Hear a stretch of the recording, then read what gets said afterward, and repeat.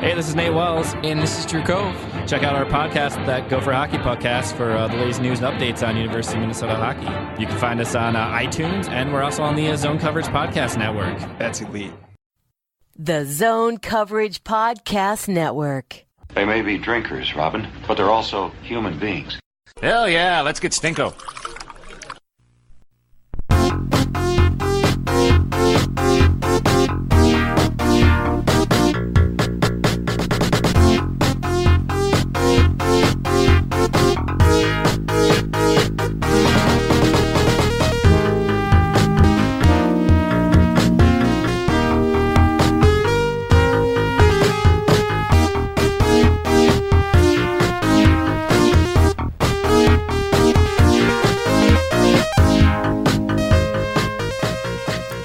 Did. Let's try again. Welcome, sure. Giles and the Goalie Podcast. I am your host, Giles Farrell. Over there is Ben Remington. Hello. Ben, as I just said, because I didn't hit the record button, this is going to be our saddest podcast that we've had in recent memory here. Sure. Not going to be an overly positive mood here. Well, I shouldn't say positive mood, but more of a somber mood on this podcast. And I don't have the appropriate liquids that I normally do in front of me when recording a podcast. So we're really gonna rough it out on this show. First of which is not necessarily hockey related, but. We have some goodbyes and farewells on this show, and the first of which is coming kind of to no surprise on Friday afternoon in the news dump territory. But Joe Mauer retired from the Minnesota Twins. Mm-hmm. You can't tell, but I'm crying. Yeah, we were both at that final game, and I'm really glad that we were. It was very, very emotional for everyone in attendance, and I do take solace in being there and how that last game was handled, because that was such, even not knowing 100% what he was doing, that game was such an incredible send-off for him, and I think that kind of may have played a little bit of a part in him retiring, because next, I haven't looked at their schedule next season, but, if they're on the road for the last game or whatever, or something to that effect, it just wouldn't be the same. So, good on him to kind of, recognize where he was at and to put his family first as he knew his baseball career was kind of winding down. And citing health reasons for his retirement as well, and the fact that he just kind of dove for a foul ball this season, and he missed a decent chunk of time because his concussion symptoms flared up again was probably an eye opener for him that maybe it is time to just call it after this and just have a good quality of life here at the after baseball. Right. Good, as you said, good for him, and but it stinks for me, and as I tried to explain as to why I'm just filled with immense sadness, is Joe Mauer really, at least to me, he's kind of the last of players that I deeply loved as a kid that still played in any sport, and there's way more of an emotional attachment to those players that you love as a kid, and then when they hang it up or when their number is retired, or anything significant like that, it still strikes a little more on the emotional level, at least with me, and because especially here in my later years, I've tried to cut that emotional attachment to sports, but there was still a few instances where the emotion comes out, and Joe Mauer was probably the last in that line, maybe outside of Larry Fitzgerald, but Sad to read the letter. Was definitely Dusty in the stadium when he threw on the catcher's gear for that last time, and kind of watching the career highlights definitely gets Dusty in the room again. So it can't be said how loved he was, at least by me. I know a certain local radio has kind of beaten the drum on maybe brandishing him as somebody that was not good, but he certainly was. And now hopefully the next time we see him in a baseball capacity is 1A having his number retired by the Twins, and 1B having his enshrinee in Cooperstown. Right. So yeah, definitely. You wonder how quickly that stuff will happen. I think it'll happen relatively quickly. You got to think that this next year, maybe even his number will be retired. I would think, right? I mean, that should be a no-brainer move for the Twins, but it is the Minnesota Twins, so. And then the Cooperstown thing. I mean, it'll be honestly, a hot topic. as a Twins fan, that's going to be tough to kind of watch, because I know a lot of people around here would probably, or I should say the non-jaded people around here probably believe that he's a Hall of Famer, based on his resume alone, not based on, the trying to be objective about it. But I think he's honestly kind of a tweener, and it might be tough for him to get in. He's not a first ballot guy. Let's not kid ourselves. It's going to be tough to convince a lot of other people out of state, and those debates are going to rage, and it might get a little ugly at times. Hall of Fame debates are always the most rational debates in sports I Twitter. know, right? Let's get that out there, but yeah. So this is such a sad podcast, right? There's no easy way to transition into the next damn topic either. So let's just carry on. So best of luck to Joe Mauer in his retirement, and more sad news that hit the heartstrings of Minnesota sports fans this past week, as former Minnesota Wild owner and chairman Bob Nagley Jr. passed away at the age of 78 after some complications from cancer Wednesday evening. And as we've seen in the subsequent couple of games here in the Minnesota Wild, honoring their former owner and the man who brought the NHL back to Minnesota with patches on their uniforms. Not an easy thing, and I tried to best express those feelings in my article on Zone Coverage on Friday, and kind of a thank you note to Bob Nagley for all he did, and certainly can't be understated everything that he did for the state of Minnesota. Yeah. I think it was a nice story that you had that kind of really connected what Bob Nagley kind of the statement that you made. It was his vision, and how he took a lot of Minnesota hockey fans who had moved on from the North Stars, or even kids like us who had already picked new teams, not really knowing or not really having been North Star fans, at all, and turned us into a fan base. I mean, I think our age group of folks, from roughly 25 to 35 to 40, were a little young for the North Stars.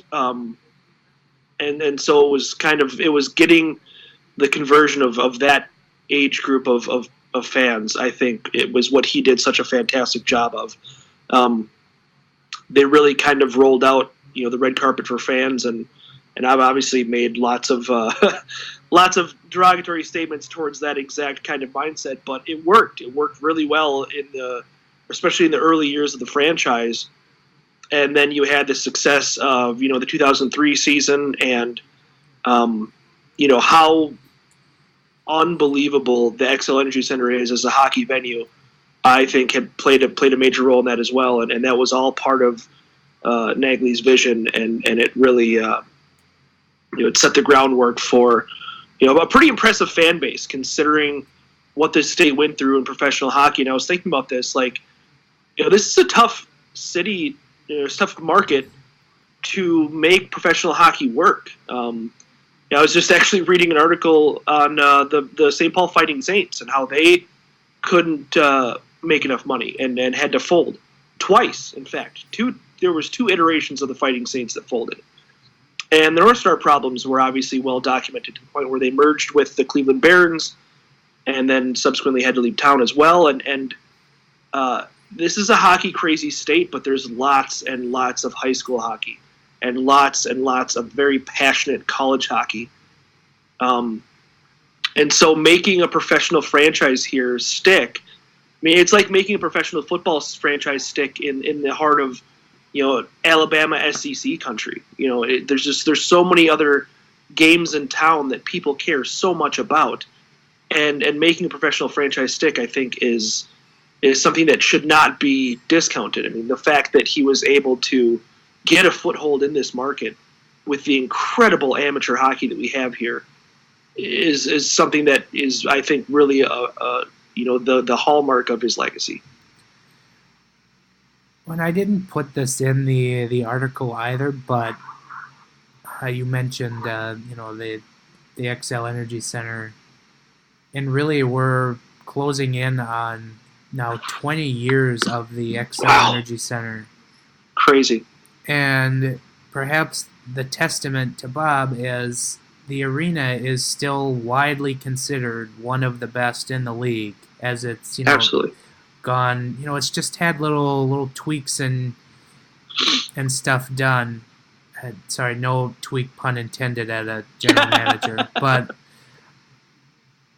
there hasn't been any major changes to the building, and it still holds up as a fantastic arena. And I can't understate that enough, as that we so fondly remember the North Stars and their problems with the Met Center and trying to get into a new arena. And really Bob's key when he brought the Wild to Minnesota was he wanted to be everything that the North Stars wasn't, essentially. Mm-hmm. He wanted to right all the wrongs with the North Stars, and perhaps nothing more of that can be said than the arena.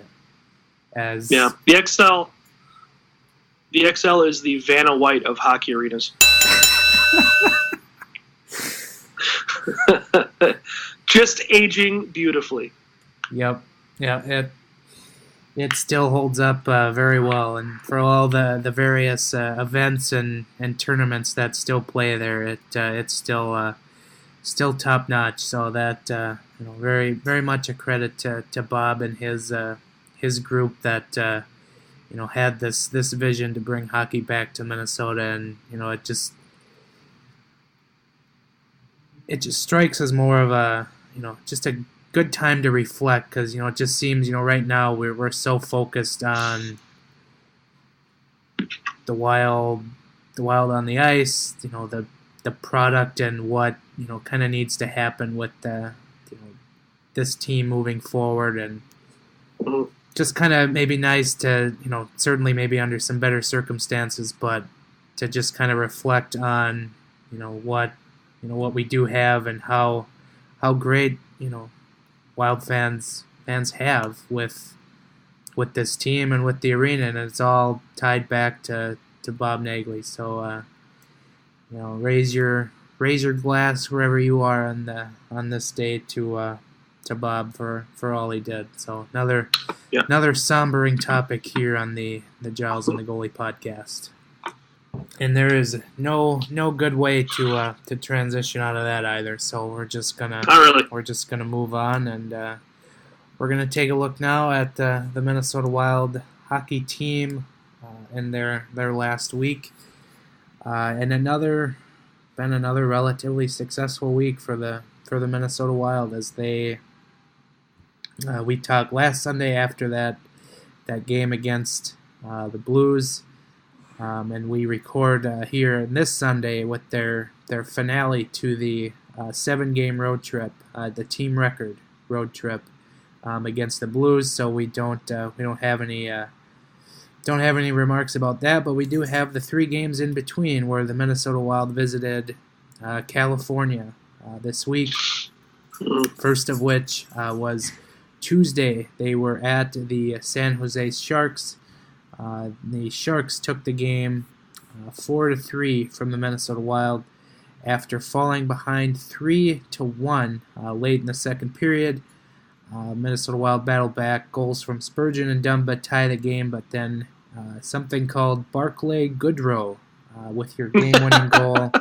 And then another something called Marcus Sorensen with a pair of points for the Sharks in this one. And as I threw it out before the game on our game preview, look for Erik Karlsson to get his first goal with the Wild, or hey, there's Brent Burns. He always is good to roast the Wild, or Joe Thornton, and they get beat by these unknown guys. So it's like, what can you do? That was just the second loss on the Minnesota Wild road trip in what was that, 4 games? Yeah. And then they had what was thought to be a grueling back-to-back against Los Angeles and the Anaheim Ducks, but very convincingly by a combined score of 8-2, the Minnesota Wild take both games from the Southern California teams. And I'm not sure, which one was more impressive. I'm more inclined to say the win over Anaheim was way more impressive because it was it was leg 2 of a back-to-back, and they just mopped the floor in Anaheim. But it also probably spoke more to how poorly Anaheim played, because those guys were treating the puck like a hand grenade. Yeah. I would, I hear what you're saying with the back-to-back thing, and that's certainly impressive. But I was a little bit more impressed by the Kings game because they gave the first goal yet again, and what this team has done in games that led the first. I mean, the first goal is probably an overrated stat in all of hockey, and I don't realize that. But just the fact that they've been able to win so many games after giving up the first goal. And I know the whole Southern California hockey region is a dumpster fire right now, but it speaks to many things that they were able to overcome. The first goal against LA and the second night of a back-to-back against Anaheim, and even though those teams are relative messes right now, that used to be such a tough weekend or week or whatever the trip may be in Southern California, and they really made light work of it. And I think that's kind of amazing in and of itself. Yeah, no, it's a coin flip. You can pick either one of those games as the more impressive one, and you've got a valid point. And yeah. So before Sunday's game against the Blues, the Wild won 4 out of 6 on their road trip, and I think more impressively now they are up to 10-4-2 record on the regular season, and I don't think we thought this could even be possible after their 1-2-2 start. Right. What is that, 9-2-0? So they've won 9 out of 11 hockey games since that abysmal first 5 games, and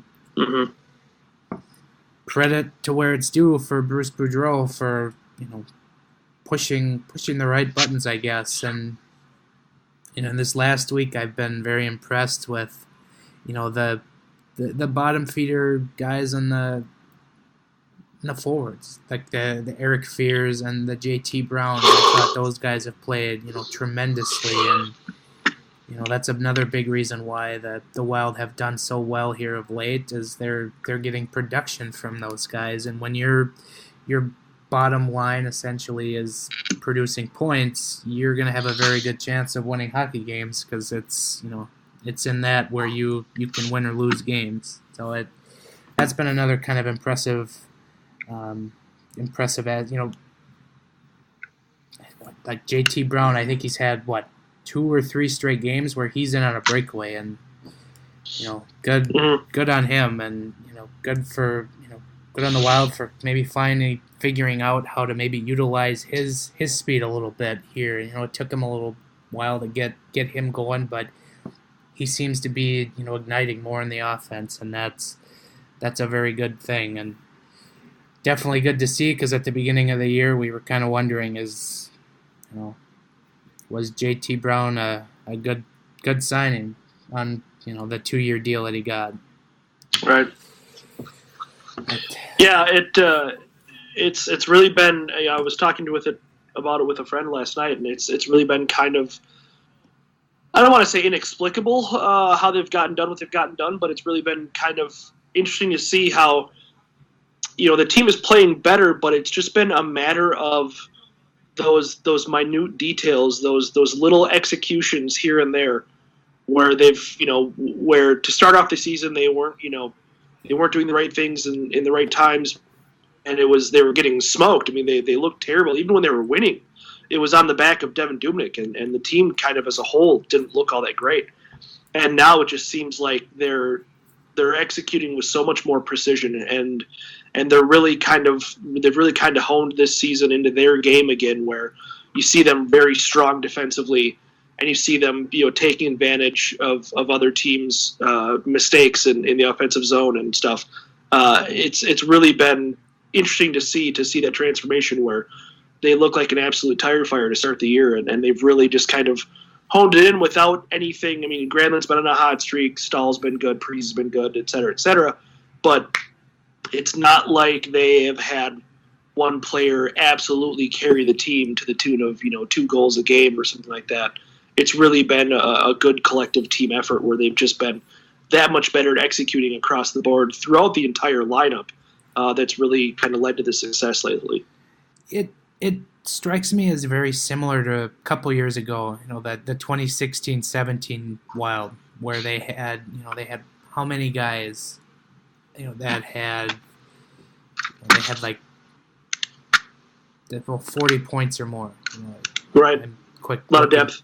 Looking it up here, they had 9 players in 40 points or more, and then they had 11 players with 30 points or more. And that is what this team kind of reminds me of, is they're just getting contributions across the board, like you pointed out, and the fact that right now they have 7 players with 10 or more points here already on this young season. And, we're only at 16 games played, and so that really does speak to how much contributions the Wild are getting. And I will point out that these 7 players, I'm going to tell you, notable players who haven't hit the 10-point mark yet: Charlie Coyle and Nito Niederreiter. Right. And the fact that they're kind of getting picked up by the guys on the bottom line now is very encouraging. But also, you hope that these guys do get going. And we did see here, in the last couple games, Nito Niederreiter really maybe started to pick it up after getting that goal against Los Angeles, and maybe just finally snapping that goalless streak, and just something to spark his game here. Yeah, I wrote about it briefly in my mailbag on Friday, where the third line wasn't really contributing, and the fourth line has done okay, and it's good they're contributing, but they haven't made up for basically the third line not performing up to expectation. And I didn't include Nito in part of that, but he certainly could be very easily lumped in with the Greenways and the Coyles and the Eriksson X on the third line. I mean, if those guys can get going at all, and if those guys can turn into the 50-point players that we think that they're capable of, especially Coyle and Nino, that just does worlds for this hockey team. That season that you referenced 2 years ago, Boudreau's first season here, that's what their strength 110% was depth throughout the lineup. I mean, they didn't have the first line that could play with everybody, but they had a better third line than anybody. And that was kind of how they, went about. They had a first line that could play with some teams. Wasn't as skilled as some teams' first lines, but they could at least play with teams. The second lines matched up usually relatively evenly, and then the third line, the Wild, were always better. And that's what this team needs to really kind of go from a nice little team to a real contending team, is to have that depth completely up and down the lineup and to be able to out-depth other teams. That's going to be the key for them. So looking at the week ahead for Minnesota, obviously we're recording here on Sunday before the Minnesota Wild finish their 7-game road trip at the St. Louis Blues at Enterprise Center. Will be interesting to see what kind of effort is put forth. And as I threw out in our game preview, the Blues have gotten really 2 good games in goal from Chad Johnson, and they will need to essentially just pepper the net and make him win the game. And then the Wild come back home, which is something that hasn't been said since October 27th. It's so long ago. But they come home Tuesday against the defending Stanley Cup champion Washington Capitals. I'm going to say that again just because it sounds great. The defending Stanley Cup champion Washington Capitals. Then the Vancouver Canucks are in St. Paul Thursday. And then Buffalo visits Saturday. And then another Sunday game for the Minnesota Wild at the Chicago Blackhawks, a 5 p.m. start, which really ruffled some feathers this last week as the Vikings-Bears game, originally slated for noon next Sunday, was flexed to Sunday Night Football, so a 7:25 local start will impact the Wild game. And to those fans who were looking at traveling to the Windy City and wanting to do the double dip, that certainly is a huge disappointment that one kind of overlaps with the other now. But the NFL just kind of floats with whatever works best for them. So, well, if the Wild game is at 5, that's going to overlap almost perfectly. Obviously, it's tough to pull off. You're going to the game, like you said, yes, but if the game's at 5, it should be done right around 7:30, right? That should work out pretty nicely. And it doesn't really give you a break in the action, but you've got from 5 o'clock till 10 o'clock or later. You've got some solid Minnesota sports action going on. Right, and it's, I don't know how far is it from the United Center to the Soldier Field? What are we looking at here? I'm going. Oh God, I don't even know. It's probably a good half hour. In Chicago. There's always traffic in Chicago, so you got to factor that in. What? It's probably like 5 miles, but it's probably going to take 45 minutes. Well, apparently there's 2 United Centers, as I just threw in United Center, and then it gave me one at the west end of Iowa, so it rated that as a 7.5-hour drive. That's not what I'm looking for. Right. Maps has this as a 20-minute drive from the United Center to Soldier Field. So if you dip from the hockey game a little early, and you can still probably make it there, middle of the first quarter. And let's be honest, folks, it's Mitchell Trubisky for Chicago, so you won't miss much. At least if you're cheering for the Bears.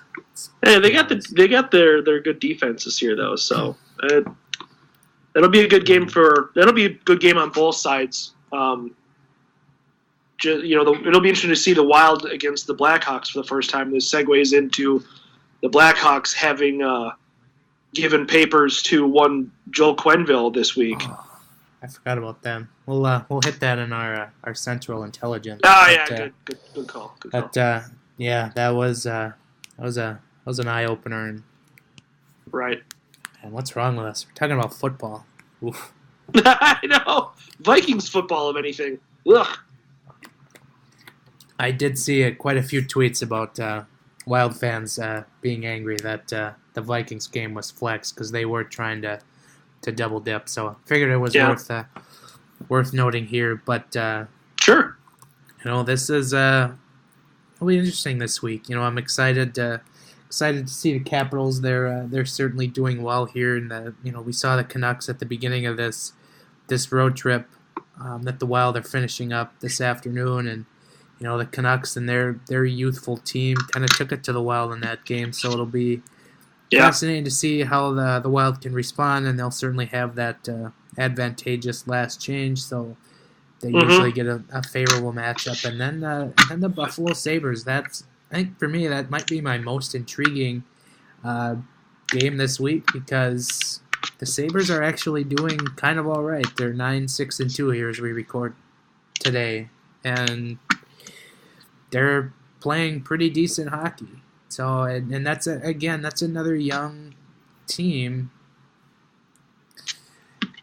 And so I'm really curious to see how the Sabres play, because the Wild certainly have taken a blowtorch to them here in previous years when they've been quite awful. But I'm really fascinated. So that'll be fun to watch here at the end of the week. So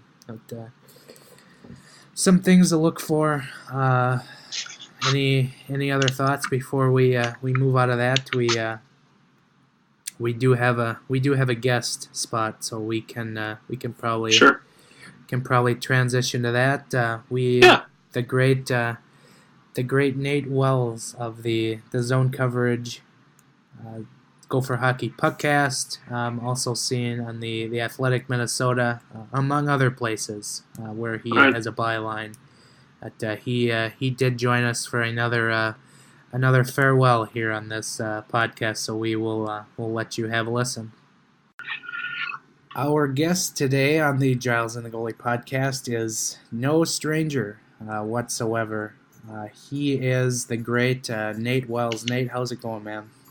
Oh, it's good. It's always good to be on this otherwise fine podcast. Now, Nate, we had Nate on specially because Nate kind of made a rather large, announcement this past week. Nate, do you want to fill our listeners in on what's going on? Yeah. So for, I guess, anyone who doesn't follow me on Twitter, which is probably a lot of people in your audience, I am relocating later this month to New York. Oof, that.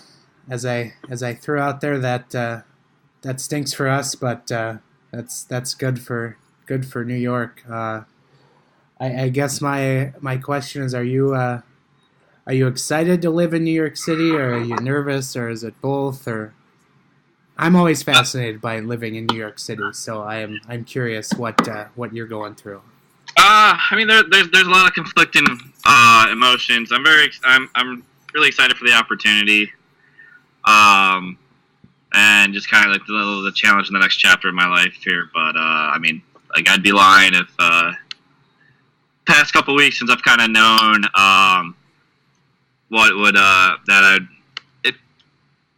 that it kind of be a little bit nostalgia, a little sad. I love Minnesota because, I mean, it's such a great place. And, at the end of the day, I mean, this is home, so it doesn't get better. We are very happy to help with the nostalgia here with the good-fashioned Giles and the Goalie podcast audio problems. That took us a few minutes to set up. I love every time I come on, we're like, Nate, how many times have you been on? I'm like, I don't know. How many times have I been on that actually got on air? There's definitely a difference in those two numbers. So yes, the difference is pretty large. But so Nate, when you go out there, do you have a gig lined up, or are you going to be the super freelance extraordinaire that you are in Minnesota still? I don't currently have a gig lined up. I'm trying to basically figure all that out. I'm going out there for my girlfriend's job, so sure. But yeah, so kind of trying to figure that out. But I mean, it was an opportunity we couldn't really turn down. Sure. All right. Sure. There's enough college hockey in that area that you can get to where you could probably pull off the same feats of great journalism strength that you've been pulling off around here. Yeah, there's a lot of college hockey. There's a lot of hockey in general, and right. there's three NHL teams in the area. There's a bunch of AHL that's not too far away either. So yeah, I kind of been I've looked up a lot of that. Right. I can imagine. Is there any hockey team in particular you're maybe a little more excited to check out while you'll be out there? I mean, there's a lot of rinks. I've already been to Madison Square Garden. I've been to Prudential Center. So I covered last year. I covered the Gophers at Madison Square Garden. Cool. Those I've at least on those rinks. I mean, I'd say Madison Square Garden would be the big one. But are you excited to see Barclays Center? I haven't yet been to. I haven't yet been to Barclays Center. That was one I kind of wanted to try to do. I drove past the old Nassau Coliseum last year, but I haven't been in either of those two. But I don't know. There's a lot of teams, a lot of kind of rinks I like to see that I haven't gotten the opportunity. Yeah, you'll have to, if you ever get a chance to cover a game at Barclays Center, you'll have to let us know, because I've been told that, I've heard that the press box accommodations are a little off-centered, as well as the hanging scoreboard over the ice. Say hi to the blue SUV for us. Yeah. Isles fans and glass bangers. Nate, since you are kind of the Gopher hockey extraordinaire, can you just kind of go over a little briefly here how the Gophers have done here early on in the Bob Motzko era? There's been a little bit of growing pains. Kind of had a weird start to the season, just schedule wise, where they played the very first weekend anyone could play, and then we're off for 2 weeks, and then played a single game in Las Vegas. So this weekend, which is pretty much kind of, I mean, we're supposed to be kind of in the middle of the season now, kind of just settled. It was the first time that the Gophers had played back-to-back 2-game series. So kind of getting into that. But it's been a little bit of a struggle to start. They're 2-4-1. Offensively, they've had 1 goal in 5 of the 7 games. They got off to a great start of the year where they tied and beat Minnesota Duluth, and are still the only team to have done that. But otherwise, after that, it's kind of been just offensively and just kind of creating offense and kind of adjusting to the Motzko system and everything. It's been a little bit of more of a challenge for the Gophers. They've been playing just a lot of 2-1, 3-1 games. When you mentioned this weekend against Wisconsin, that was their first back-to-back set of games this season. Is that? It was the first time that they played two. It was the first time that they had played 2 games, a 2-game series in the same locale, but also the same time they played a 2-game series, just a week after playing a 2-game series. But yeah, I mean, actually, that's another thing. Yeah, it's the first time they played 2 games in the same building back to back, because the other 2 were home and homes. They've also only played 2 home games, and we're the second week in November. Yeah, I was just wondering how many home games the Gophers had played this year, because my timeline has been pretty lacking in attendance complaint tweets. I know that's always an annual tradition.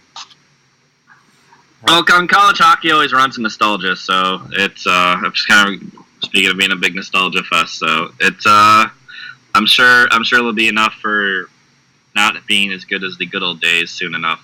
I was talking to somebody recently just about how I've been doing this long enough where the days that when I started, the bad the days that were being derided for not being as good as the old times are now those times that are being celebrated for being better than now. Everyone has some, I don't know, it's just kind of human nature of it always was better then, and then we kind of slowly appreciate what we have later on. What a time to be alive. And then Gopher women's hockey off to a pretty fantastic start here as well. You've covered them a little bit. How How have they been? Or for what have you liked from them and your time covering them this season?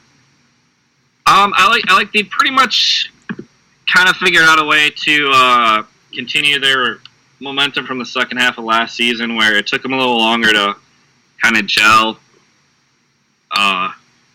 More than any, it took them a little bit more.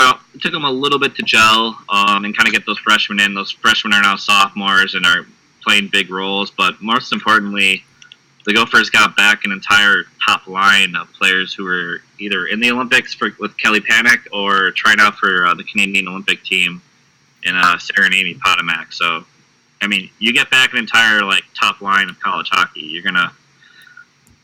It's going to help you out, and it's really helped out Minnesota's offense because they've been able to, for the first time in a Brad Frost run, be able to roll 4 forward lines and feel confident in all 4 of the lines. So they've gone off. They're 9-2-1 right now. They lost to Ohio State and they lost to Wisconsin, 2 teams who were in the Frozen Four last year. But they've looked really good at times. They haven't totally had that consistency that you've seen from past Minnesota teams, and there are still some struggles. But I mean, as far as just kind of starting the year with a team that is pretty much kind of needed to gel with one another, they've gotten off to a pretty good start. Well, that's always good, and definitely one of my favorite tickets in town is getting out to see the Gopher women's hockey, because it's also a relatively cheap ticket comparative to the other sports in town. So never can go wrong with getting after them. No, not at all. And a lot of times it's you end up seeing the top players, because a lot of the top players, several of the top there are several Olympians who came back from that U.S. gold medal team and are playing college hockey. So, and then you're seeing the future of women's hockey too. So, Ben, did you have any last thoughts before we let Nate depart here? Sure. So you've been the Joey Bishop of our podcast, even though Tom Schreier technically has that title, but we don't give him such credit. We don't give Tom credit on our podcast either, so it's fine. Tom doesn't get enough credit for anything, but that's kind of a good bit, I feel like. Yeah. That is that's the Gopher Hockey Puckcast, which the intro you hear is the ad leading into this otherwise fine production. Right. Do you have a memory of the time that you've been the Joey Bishop, the time that you spent with us that sticks out on your many Giles and the Goalie podcasts? 2 that just come to mind right now are the 100th episode we did, and trying to do it while the Wild were playing St. Louis, in the background. And the other one that I really kind of I think this is the first one I did that got through was and this was me, you, and this was us and Charlie. Sure. When Charlie was still there, was when we went to Unnamed Bar and did a mock draft. Yeah, that's right. We mock yes. draft the whole NHL draft, I think. Yeah, that was fun. I think 17 people listened to that podcast.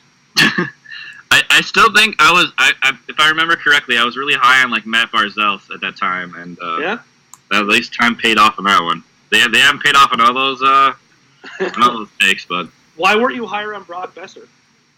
I might have been. I don't know if I was high on Emma too or not, but yeah. I think this isn't specific to this podcast, but Nate was at the Wild Extra launch party where the idea for this podcast was crafted, and that just is seared into my mind that the Wild went up by so much against the New York Rangers, and then Nate showed up, and then everything just went to hell in that hockey game. Didn't you bike to that game, or bike to that bar, Nate? Yeah, I think I did. I think my car broke or something. That's why I ended up showing up towards the third period or whatever, or the second period. I bet that Why one. were you I bet biking that there, one being beer like, Jesus? really kicked in quick after taking the bike all the way down to was it Port Richards or whatever it was. Mm-hmm. Yeah. No, Nate, thank you for joining us here. Thank you for everything you've done for this podcast and Ben and myself. We certainly wish you all the best in New York, and I'm sure we'll have you back again. But we wanted to give you a proper Giles and the goalie send off, so that means rampant audio problems. Rampant audio problems in Jersey talk. All right.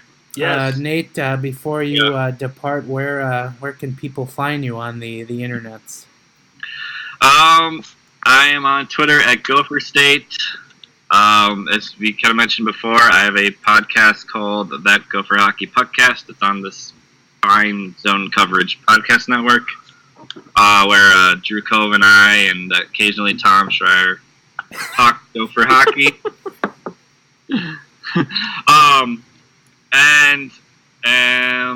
And you can find most of my writing. I'm doing more features or whatever, but it's I'm over at the Athletic still. So, and then we'll figure out from there where else I'm writing. So I guess probably follow on Twitter. Sure. All right. Yeah. We'll certainly look for you there. And again, Nate, thank you for joining us here. And again, best of luck to you in the move to New York City. Hey, no, thank you guys. It's always I always enjoy coming on this, and I've always enjoyed writing with you guys and just kind of just hanging out and everything. So whether it's back in the old Wild Extra days, or even Giles with your team of 18,001, so it's always been That's a deep cut. yeah, and that one also is like again like 17 people will get that. Now, before I let you go, I do want to say that I did my due diligence and I tried to research. I know, shocking, a first in this podcast's history. I did try to research the last Joey Bishop appearance on The Tonight Show with Johnny Carson to try and reenact that, but I couldn't find that footage. So I did make an attempt, as Ben referenced him earlier. So Yeah. we tried. At least you tried. Well, Nate, thanks so much again, and best of luck to you, and we'll certainly have you back on down the road. Thanks, guys. Yeah, thanks, Nate. Yeah, thanks to Nate for taking a few minutes with us here as he packs up his life essentially and moves to New York City. It's sad to see Nate leave. Like I threw it out there, but he did had to do what's best for him, and for somebody who's been as encouraging of our work, it stinks for us. But I forgot to ask if he was actually going to change his Twitter handle to like Empire State or something. Somebody tweeted that at him, but I wanted to ask if he was going to do that. Yeah, it's interesting. I don't know. And I'm excited for Nate, as I said. It's I'm a little bit. I've always been the type that wished I would have spent a little bit of time in New York City. There's some advice out there that I've heard that you should spend a couple years in New York City and then leave. I've always been the type that wished I would have done that in my more formative years. So very excited for Nate and all the opportunities.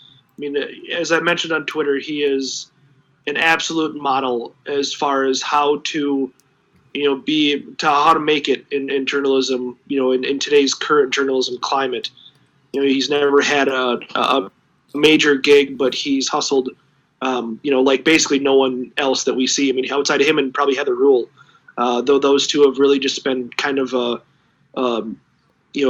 shining example of freelancing in today's journalism climate. So all the best to him. I hope that everything goes as well for him as we hope it does.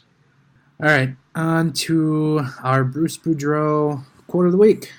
Hi, this is Bruce Boudreau. I don't see how in Toronto that they're calling it, unless it's a guy they just pulled in off the street that hasn't seen hockey before. If I were the fans, I'd be booing even more, because that, they pay good money for this. If you want it, don't just think you want it. Go out and f***ing want it. So I did have it teed up here, and we got this early in the week from the head coach. But as we've seen with the continuous tire fire that is the Ottawa Senators, and their most recent situation involving an Uber, Bruce Boudreau was asked about this situation just to give maybe his thoughts, and he replied with, quote, "I've never said a bad word about anybody in my life." Quote. Yeah, and what's interesting is that that was almost a job that he had, remember? He was. That was the Senators and the Wild were the finalists for Boudreau's services after Anaheim fired him, and there was a lot to be said for him going to Ottawa. He had family there, and obviously he's a native Canadian anyway, and the team at the time, didn't look so terrible. I mean, they had Erik Karlsson. I believe that was the year before they made the Stanley Cup final run, or the Eastern Conference final run. But he almost took that job, and what a difference a couple of years makes.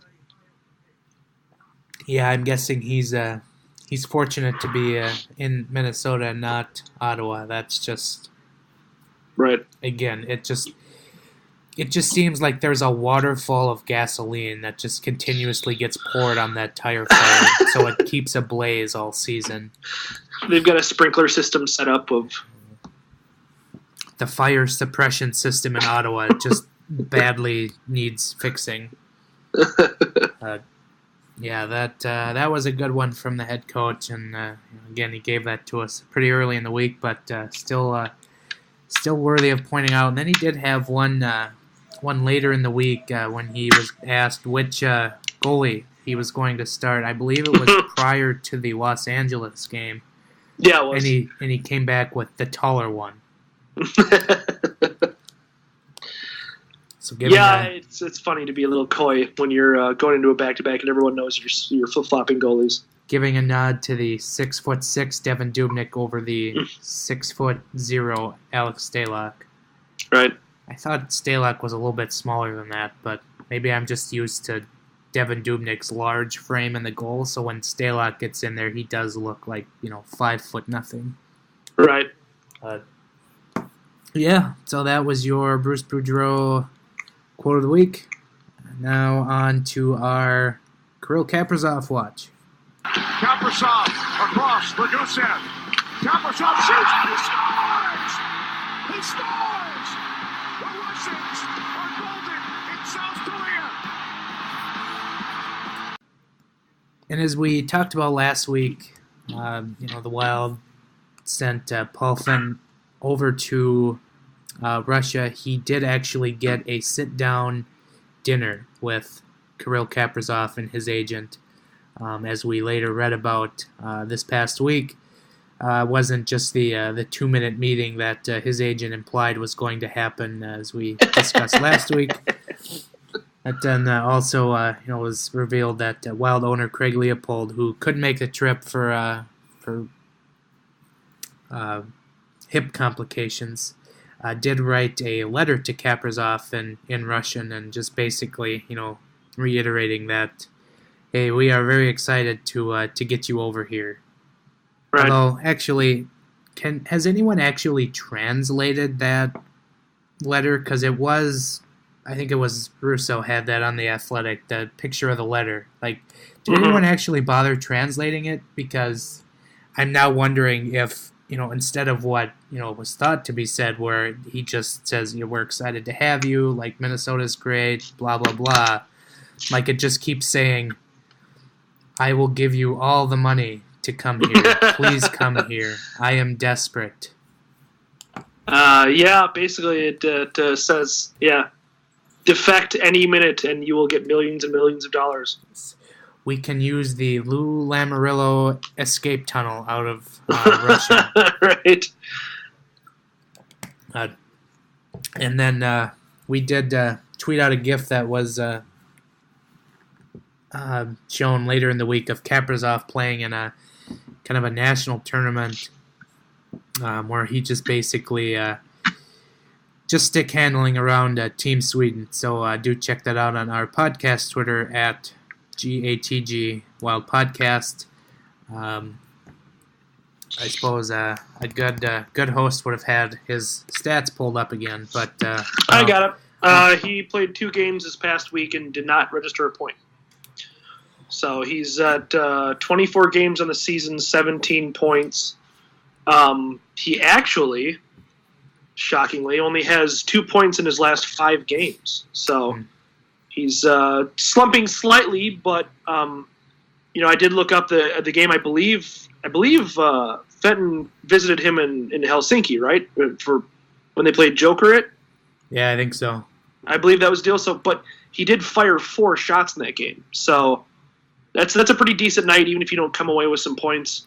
But he's on a little bit of a dry spell when it comes to points. So still a decent ratio, 17 points in 24 games. But he's just at a little tiny bump in the road in the last couple of weeks here. All right. And then to highlight another Wild prospect, did you have anyone in mind this week? I do. I have fellow Russian Dmitry Sokolov, who signed with the Wild this past offseason to play in Iowa, and he has, he has been a very prolific scorer in the juniors. 50 goals last year in the OHL, and then 48 goals the season before that. But this past, last night. Yeah, it was last night. He finally scored with the Iowa Wild. 2 goals, in fact, on Saturday night, giving him a total of 7 points in 8 games played with Iowa. So Sokolov is a guy that was a very interesting prospect. He was thought to be a first-round level talent, and there was a lot of questions around his conditioning and his attitude. But from all we've seen, he's still been very productive, even moving up to quote-unquote professional hockey this season in Iowa, and very excited to see him if he can keep up this almost point per game pace, and maybe get a cameo in St. Paul later this season. Who knows? No, that's exciting to see him doing so well. Yeah. All right, over to our Central Intelligence briefing. Central Intelligence. Yeah, I've been scoreboard watching since opening night. So, I don't know if that counts or anything, but I think hockey players are hockey players, and they want to see where they are, and they know how close everything is. They know that every game is vital.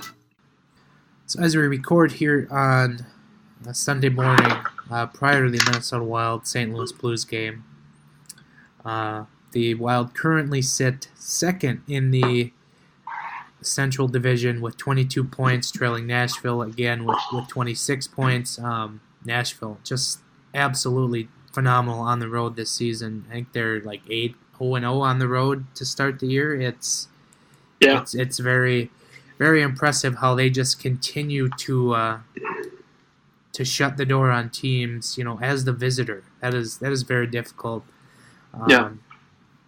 The Dallas Stars all of a sudden have clicked here. They are now third in the division with 20 points. Taking a closer look at them, they've lost 3 out of 4, but they're somehow third in the Central Division. That probably speaks to more of the poor play from the division, but also the Stars are 6-2-2 in their last 10, so they've stumbled a little bit in the last 4, but the previous 10 games they've played pretty well, so they've turned it around a bit. They also do have 17 games played, which is 2 in hand on the Jets, who are right behind them with 19 points at the right. Then you have Colorado, who's at 17 points. They have lost 5 games in a row. Oof. And the St. Louis Blues sit at 15 points, tied in the basement with the Chicago Blackhawks, who, as we saw this past week, showed Joe Quenneville the door. I could not believe that happened not even mid-November, and The Blackhawks have lost 7 in a row here as we record. They have yet to win under their new head coach, Jeremy Collision. I think that's how you say it. But what was more surprising to you? The fact that Joe Quenneville was fired so quickly in the season, or the fact that, as we record here on Sunday, he has yet to get a new job? Yeah, I'm a little surprised the Kings, that's the one opening, right? The Kings haven't swooped in. Yeah, I think that as soon as another team makes a firing, I think his name will get a lot more hot. So, to be honest, neither one of them really surprised me all that much. As dumb as firing Joel Quenneville is, and I think everyone, virtually everybody can agree it was pretty dumb, this has kind of been a long time coming, right? Like, they've talked about this for a while, especially after last season when they missed the playoffs. And Mark Lazarus wrote a kind of a scathing article on how Quenneville basically got fired for Stan Bowman's stupid contracts and stupid moves. They've got a lot of money poured into their defense there, which isn't very good. And so it just kind of was a matter of time. And I'm a firm believer, as you are, that every head coach has a shelf life, but you would have thought that his would have been a lot longer, and his would have been, something where, maybe he could have survived a down season. But, for whatever reason, despite having 3 Stanley Cups in the last 10 years, they're a very impatient fan base and franchise all of a sudden. And so it kind of was almost inevitable, as stupid as that sounds. All right.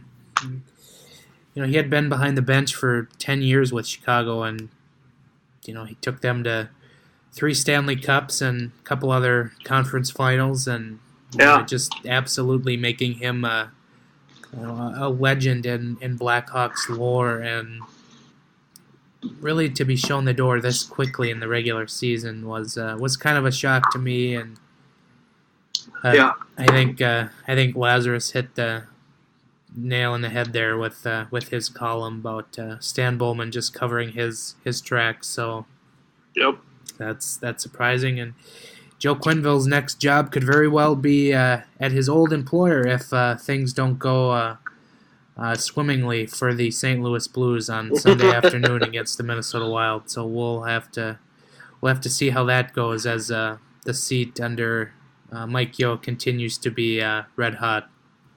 Yeah, it'll be interesting to see because Armstrong, the GM in St. Louis, made so many moves this summer, and I don't know, for Quenneville and for Yeo, goaltending has really kind of sunk them this season. And so it's so unfair to fire coaches for that kind of thing. But here we are. It's just ridiculous how goalies just run the NHL. Just right. Just crazy. Yeah. You goalies really are crazy. Guilty. All right. Last but not least, on to our jersey discussion. Here to start the third period. What team is this? It's not Team USA. Well, yes, it is. They've got on new uniforms. They're wearing the logo of the Duck. I've never seen this before. So this week in our jersey topics, we are going to look at the expansion 6. And where we gonna have a similar kind of discussion on, like we did last week, where we kind of rank the new 6 teams in the NHL of that year in their uniforms. Yeah, that's kind of what I was shooting for. They had the class of '67, obviously, and then they came in, and I feel like the overall the class of '67 pretty solid jerseys, relatively speaking. There's a couple of kind of clunky ones, but for the most part, this is a pretty solid addition to the NHL jersey portfolio, as it were. I feel like. Yeah, no, I'm just taking a look at the 67-68 season on NHL uniforms, and it's got to be one of the best sets of jerseys as a whole in the league ever. Right.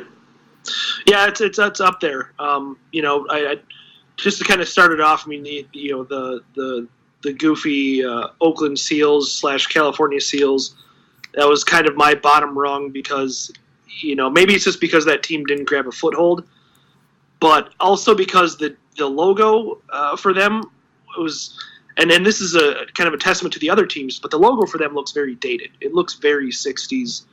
It looks very, that era, whereas all the other teams kind of did a fantastic job of setting themselves up with timeless logos, really. With the exception of the Oakland Seals, which obviously didn't last very long anyway. So, yeah, Oakland's at the bottom, and really their jersey scheme kind of reminds me of the Hartford Whalers. It's like pre-Hartford Whalers kind of a look. Yeah, and I know that the Seals switched their colors to a more Oakland Athletics look a little bit later, but yeah, I didn't. Yikes. Yeah, the green and blue didn't work for them as well as it did for Hartford because of the logo. I mean, the Hartford logo is one of the greatest logos in sports history, and this logo was kind of busy, but maybe a little bit. It was oddly busy and simple at the same time. I don't know how they pulled that off, but that's kind of what I was talking about with the dating. The only other team that was a little bit clunky for me, and this was something that just kind of was out of the gates for them, and they very much rectified it later, was the Pittsburgh Penguins. I'm not big on the baby blue. I think that kind of looks a little bit dated. But they ended up going to the famous Pittsburgh black and gold a couple years later and righting the ship, and I think they've got kind of a great jersey history. But their first foray into hockey, I'm not big on the baby blue and navy blue combo that they were rocking for the first couple of seasons. I don't think it's that bad of a look, but like you said, when you compare it to the black and gold era, then yeah, that's not great, but I don't know, it's not terrible. It's not, it's simple enough, but yeah. No, I don't think it was awful, but it just, compared to the other teams in that class, yeah. I think you've got a really, you've got those two, which were kind of like, they're okay.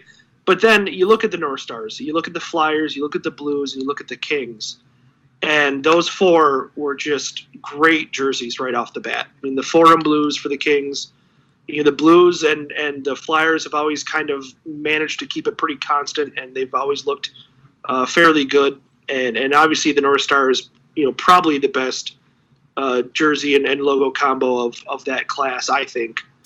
Just a great classic logo and jersey, and they managed to improve upon it a little bit here and there, but I think that all those teams started off with great jerseys.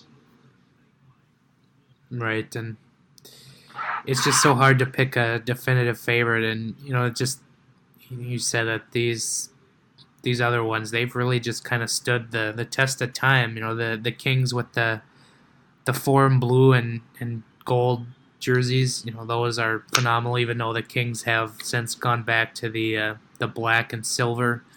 Sure. The North Stars continues to remain one of the more iconic looks in the history of the NHL. When they did their jersey rankings, the North Stars were up there, I believe, just in terms of how good that look was. And sure, the Flyers still pretty much use a version of this look. They underwent some changes, obviously, during the 90s and whatnot, but they've since gone back to it. And then the Blues, they kind of use an iteration of that with their current uniforms, and they have the throwbacks that pretty much mimic these 67 jerseys as their right. third jersey. So very solid looks across the board, and even the All-Star jerseys from that year, one of the better All-Star game jerseys in the history of the league.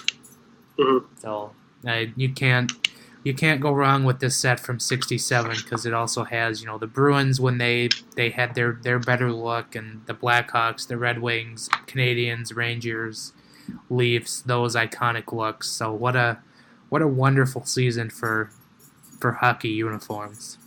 Yeah, it really was. And we talked about the original 6 jerseys last week and how none of them are bad. And like you said, the class of 67 really kind of kept up with it. The Oakland jerseys didn't do much for us. The Pittsburgh jerseys you could kind of go either way with, but it's just amazing how you've got 12 teams in front of you here, and you can definitively say that 10 of them are very good jerseys. That's just something that it doesn't happen very often in any kind of pro sports. Right. But it kind of speaks to how simple design ruled the time, and it really kind of worked very well. Just click on 97, 98 or something and see if you can find 10 good jerseys in that year with more teams. Yeah, I mean, things got obviously a lot more complex, and a lot, they realized the money they could make with jerseys, and that led to some poor decisions, Right. to be honest. But it's still fun to look back. I think the Class 67 it probably should be celebrated. Maybe not as much as the original 6, but the NHL really likes to beat off to the original 6. And I feel like the Class 67, probably because a couple of those teams aren't around anymore, but the Class 67 was pretty damn solid, too. They all celebrated their 50th anniversary last year, and I think that they should be celebrated maybe just a tish more than they are. Yeah, nope, exactly. All right, that can probably do it for us. Any last thoughts before we depart for the new week? No, I don't have anything too crazy. It's interesting to see where the Wild are at. It's interesting to see, how they've kind of turned things around, and really have become a very, very well executing and very exciting team.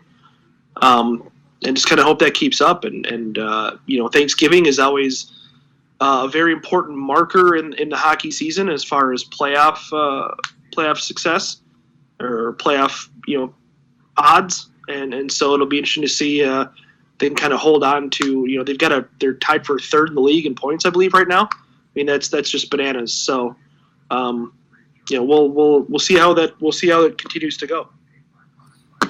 Now, you're going to see Die Hard later today. I am. As it's, 30th anniversary? I think so. Yes. Okay. Maybe. Now, the ultimate question is, as I made this statement to you last week when I was leaving, and I got a glare from Roz. Die Hard is a Christmas movie. No, it's not. Yes, it is. No, it's not. It is. I understand why people say that because it's around a Christmas party. And I don't remember it that well, so we'll see today if my opinion changes. But I don't think that Christmas is really central to the plot as much as people think it is.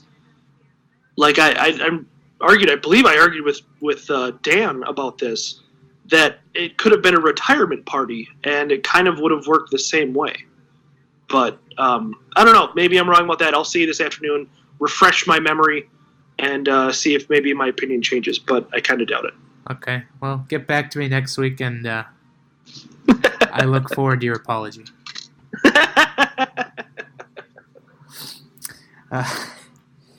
Yeah, that's my final thought. Die Hard's a Christmas movie, so there you go. Geez. You can follow Ben and I on Twitter at Giles Farrell, at Ben Remington. Our podcast has a Twitter at GATG Wild Podcast. We also write for a website called Zone Coverage. You can find them on Twitter at Zone Coverage MN. You can find this otherwise fine podcast on iTunes, SoundCloud, Spotify, iHeartRadio. All the good stuff. If you do listen to us via iTunes, please leave us a rating. Definitely helps boost the show. Yeah, that can just about do it for us. So thank you for listening here, and Ben and I will check back in again with you next week. Later.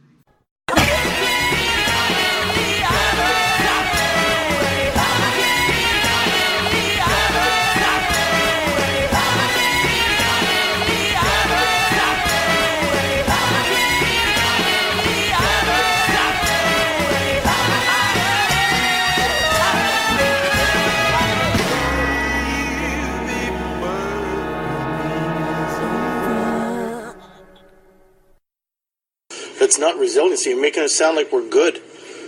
That's all. I'm done.